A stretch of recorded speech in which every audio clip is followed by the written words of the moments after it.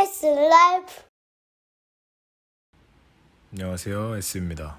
오늘은 모델 Y를 출고해서 출고하는 모습들 보여드리고 출고한 뒤에 얼라이먼트도 보러 왔었거든요. 그 부분들에 대해서 한번 영상 올려드리도록 하겠습니다.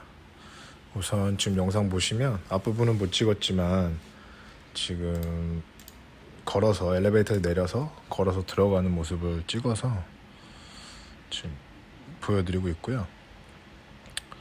보시면 이제 지하주차장 여기 특이하게 제네시스들이 또 많이 서 있더라고요. 왜 그런지는 모르겠는데 제네시스도 여기서 출고를 하는 건지 대기를 기다리는 건지 뭐 아무튼 뭐 그런데 저 말고도 많은 분들이 가고 계시더라고요. 제가 늦지 않게 9시 반에 출고를 받는 거였는데 늦지 않게 왔음에도 많은 분들이 이미 벌써 줄을 서서 계시더라고요. 그래서 좀 상당히 놀랬고 이거 한참 걸리겠구나 약간 이런 생각이 들더라고요. 그래서 뭐 어쨌든 일단 줄을 서고 대기를 해보았습니다. 줄이 끝나갈 무렵에 이제 이렇게 열 체크를 하는 곳이 있고요. 열 체크를 받고 나면 옆에서 스태프분께서 인도 수락 버튼을 눌러달라고 하십니다. 그러면 테슬라 홈페이지나 홈페이지로 들어가셔서 제 계정으로 들어가시면 인도 수락 버튼이 나오고요. 그래서 인도 수락을 마치시고 난 뒤에 요 데스크에서 이제 사인과 함께 본인이 직접 왔다는 서명과 함께 그 다음에 옆으로 넘어가시면 다시 키를 나눠줍니다. 그래서 키를 받고 제 차가 있는 곳으로 찾아서 가면 여기서는 이제 모든 서류에 대한 건 끝이 나고요. 가셔서 제 차 체크해보고 이상이 없으면 출발하셔도 되고, 이상이 있다면 간단한 건 현지 주변에서 봐주시는 스태프분들이 계셔가지고 거기서 뭐 궁금한 것들은 여쭤보고 뭐 어떻게 해야 될 건지 이런 것들 어떻게 될 건지 여쭤보시고, 사실 뭐 30분이 주어진다라고 하는데요. 사실 뭐 30분 동안 둘러보긴 쉽지 않더라고요. 그래서 큰 것들을 정리하고 어떻게 할지 간략하게 숙지를 한 뒤에 세팅을 하고 거의 뭐 바로 나오다시피 하다 보니까 사실상 뭐 여기서 보여지는 것들을 지금 하자를 찾는 거는 좀 시간이 걸리고요. 그래서 뭐 집으로 돌아오시거나 아니면 따로 뭐 어디 다른 주차장에 가시거나 하셔가지고 한 번 더 둘러보시는 게, 천천히 둘러보시는 게 좋을 것 같아요. 사실 오늘 영상을 올리는 저는 이 날짜보다 훨씬 전에 차를 받았고요. 그럼에도 불구하고 거의 한 열흘이 지났음에도 불구하고 이제 어드바이저님께 오늘 하자들에 대해서 좀 이것저것 전달을 드렸거든요. 그래서 사실은 안 되는 거지만 최대한 한번 서비스 센터에 문의해보고 할 수 있는지 해보겠다라고 얘기를 해주시더라고요. 사실 뭐 제가 발견 못한 것들, 뭐 틴팅샵에서 발견해준 것들, 그다음에 뭐 다른 곳에 갔을 때 발견해주신 것들, 또 사용하다 보니 나오는 것들, 처음에는 눈에 안 띄었던 것들이 나중에 많이 눈에 띄는 그런 상황들이 생기더라고요. 저도 처음에 제 차를 받고 나서 내 차는 없네 하자가 이러고선 너무 좋아했거든요. 근데 역시나 없는 차는 없는 것 같습니다. 어느 정도 저도 감수하고 타는 편이긴 한데 아무래도 둘러보고 사용하다 보니 조금씩 이게 나오는구나 라는 게 보이더라고요. 그래서 조금 더 시간을 두시고 천천히 훑어본 다음에 어드바이저님께 얘기하셔도 괜찮을 것 같다는 생각이 듭니다. 출발하시기 전에 가장 먼저 설정해 주셔야 될 게 요 오토 스티어, 아마 가장 먼저는 아니지만 요거를 체크를 해 주셔야지만 오토파일럿을 사용할 수 있습니다. 그거를 저는 모르고 처음에는 키지 않은 상태에서 출발했다가 제가 이번에 보여드린 영상에서 보시면 저기 이제 제가 운행 시작하면서 위에 핸들 모양의 게이지가 있는데요.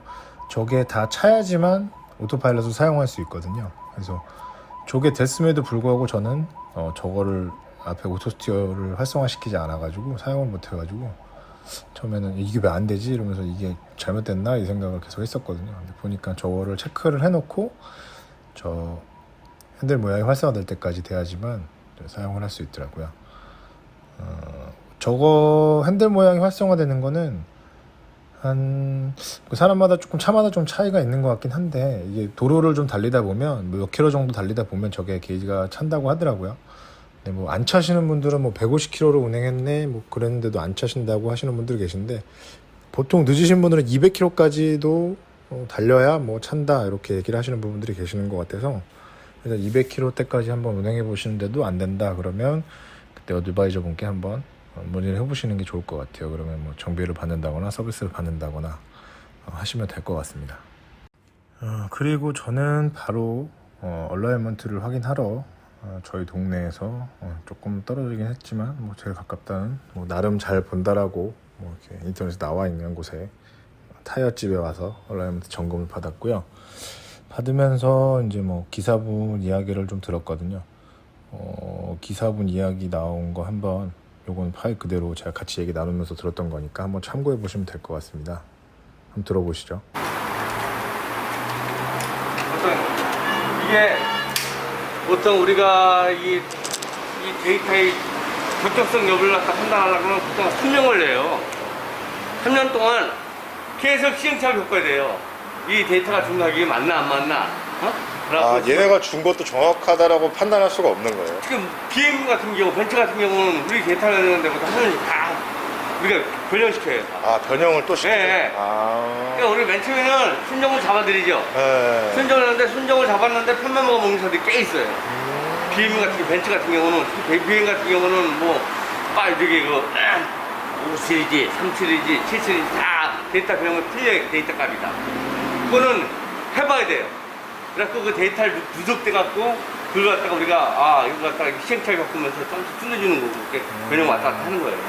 그럼 오늘 본다고 해서 무조건 이게 100% 정답이다라고는 또 시간이 지나면 또 약간씩 변형할 수도 있겠네요. 순정을 보는 거죠. 순정으로 안 나온 경우 되게 많아요. 얘들이 준 가격에 해놓고 신차들 우리가 내가 써놨다가 한 5,000km 주행 중에 한번 오시라고 하는 거예요. 5,000km 한번 주행하고 한 번 더.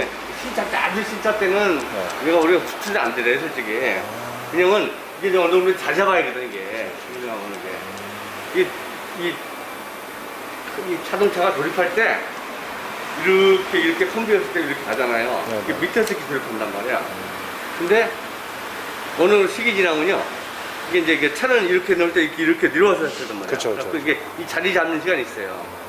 그래갖고 이제 보통 좀 튜닝하는 친구들은 구석에서 하고 나서 내려놓고 풀어놓고 다시 누르는 경우가 있잖아요. 그런 경우거든. 이 차도 솔직히 어느 정도 운행하고 올치는 게 맞는 거예요, 이게. 지금 바로 보는 게 아니라, 지금 바로 신차잖아. 네네네. 신차는 의미가 없는 거거든, 우리한테는. 그러면 이제 오늘 한번 일단 제가 왔으니까 보고, 한 5,000km 이상 주행해보고 다시 한 번 더 들리면 더 좋은. 그러니까 이제 데이터 사용하다 이제 변화를 우리가 측정해보는 거예요, 이게. 그래갖고, 어떤 데이터가 많은지 몰라, 우리는. 그냥 알아보면 돼. 차 하나 데이터 만드는데, 보통 시행착오보다 꽤 많이 겪어요. 받으면서 중간중간에 제 차 하부가 어떻게 생겼나 한번 확인을 해봤거든요. 그래서 여러분들도 지금 동영상 제가 찍어놓은 거 보시면 하부가 어떤 분들은 전에는 뭐 부직포 형식으로 되어 있다 이래서 많이 약하다 뭐 이렇게 올려주신 분들이 계시더라고요. 근데 보니까 생각보다 튼튼한 것 같고, 뭐 그렇게 튼튼한 것 같진 않지만 어찌됐든 부직포보다는 좀 나은 것 같더라고요. 뭐 마감도 꼼꼼히 해놓은 것 같고, 또 좀 다행이다라는 생각이 들었고, 뭐 생각보다 뭐 하부가 깨끗해서 참 다행이다 이런 생각이 좀 들었습니다. 어찌됐건 뭐 얼라이먼트를 점검 받으면서 뭐 느낀 거는, 일단 Y 자체의 설정값은 마이너스로 잡혀 있다라고 여기 봐주시는 분께서 얘기를 하시더라고요. 근데 뭐 마이너스는 푸조 빼고는 거의 적용이 되지 않는다라는 식으로 얘기를 해주시더라고요. 요새 가끔씩 BMW나 뭐 벤츠에서도 나오긴 하는데, 실질적으로 운행을 해보면 마이너스보단 플러스로 되는 경우가 많다라고 말씀들을 하셔서, 아까 보셨다시피 아직 Y에 대한 이게 운행에 대한 정확한 기록이 없다 보니까 지금은 평균값을 낼 수는 없다고 하더라고요. 그래서 좀 더 많이 Y들이 와서 정비를 받고 나면 이 차는 플러스 값이 좋을지 아니면 테슬라에서 얘기했던 마이너스 값이 좋을지에 대한 데이터가 나오기 때문에 만약에 이 영상 보시는 분들께서는 얼라이먼트를 처음부터 받는 거를 불안하시면 받으셔도 되는데 제 차 같은 경우는 특별히 많이 벌어져 있거나 이러진 않았거든요. 그래서 어느 정도 움직여 보시고 좀 타다가 내가 한쪽으로 치우치는 것 같거나 아니면 좀 느낌이 좀 핸들이 좀 조향이 불편하거나 이러다 싶으시면 보러 가시는 걸 추천하고 그렇지 않다 싶으면 5,000km 정도 5,000에서 10,000 아니면 뭐 좀 불안하시다 싶으면 뭐 한 2-3천 정도 뛰시고 나서 한번 체크를 받아보러 가시는 것도 괜찮을 것 같아요. 비용도 타이어주만 조금씩 차이 나긴 하는데 어떤 분들은 뭐 6만 원대에 받았다. 그다음에 저 같은 경우는 여기가 이제 외제차 같은 경우는 7만 원, 7만 7천 원인가 한번 받는다고 해서 그 정도 비용이 들었고요. 그래서 굳이 처음부터 꼭 안 가셔도 될 것 같다. 그래서 운행 중에 느낌이 좀 이상하거나 내가 한쪽으로 핸들을 놓고 있어도 뭐 좀 쏠리는 느낌이 난다. 이러신 분들만 처음에 좀 받으시고 그 다음에는 한 5,000km 정도 뛰시고 난 다음에 타이어랑 같이 점검하기 위해서 편마모가 일어나지 않는지 보기 위해서 같이 가시는 게 아마 좋을 것 같아요.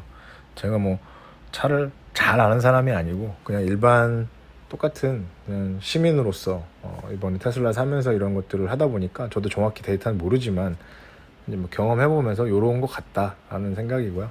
뭐 제 생각이 정확한 답은 아니니까 이런 부분들은 참고하셔가지고 보시면 될 것 같습니다. 마지막으로 제가 집에 와서 제가 가지고 있는 차가 QM6가 또 있는데요. QM6랑 이렇게 비교해서 세워놓은 사진을 올려봤습니다. 희한하게도 처음에 테슬라들끼리 모여 있을 때는 차가 좀 작은 것 같다라는 생각이 어느 정도 들었었는데 이게 QM6 옆에 세워놓고 보니 생각보다 이게 작지가 않구나. 오히려 폭은 QM6보다 더 커 보이고 높이만 조금 작게 느껴지더라고요. 그래서 생각보다 상당히 놀랬고 그런 부분들이 조금 이게 확실히 테슬라가 SUV라고 뭐 불리기는 조금 애매하다고 하시는 분들이 계시지만 개인적으로는 나쁘지 않다. 실내도 막상 타보면 생각보다 되게 넓은 편입니다. 그래서 되게 괜찮다. SUV 가족 패밀리 차로 쓰기 괜찮다. 뭐 이런 생각이 많이 들었고요. 그럼에도 불구하고 요새 이제 뭐 승차감, 회생제동 관련돼서 많은 분들이 뭐 민감해 하시고 좀 고민을 많이 하시는 것 같은데 제가 일단 열흘 정도를 타봤고요. 근데 일단 조금 더 타보고 시승기를 쓸 생각을 하고 있습니다. 왜냐면 이 초반에 탔던 거랑 지금 탔던 거랑 점점점 차 느낌이 틀려지더라고요. 이게 테슬라 차 자체가 뭐 학습을 하는 차다라는 이야기도 있고 또 저 자체도 테슬라에 또 길들여지는 것도 있고 그러다 보니까 이게 조금씩 변형이 되는 것 같아서 시승기는 조금 더 이따 쓸 생각이고요. 아마 이 다음번 컨텐츠에서 영상에서 보시면 아마 시승기랑 틴팅한 거 뭐 이런 것들을 좀 더 다시 한번 올려드리도록 하겠습니다. 감사합니다.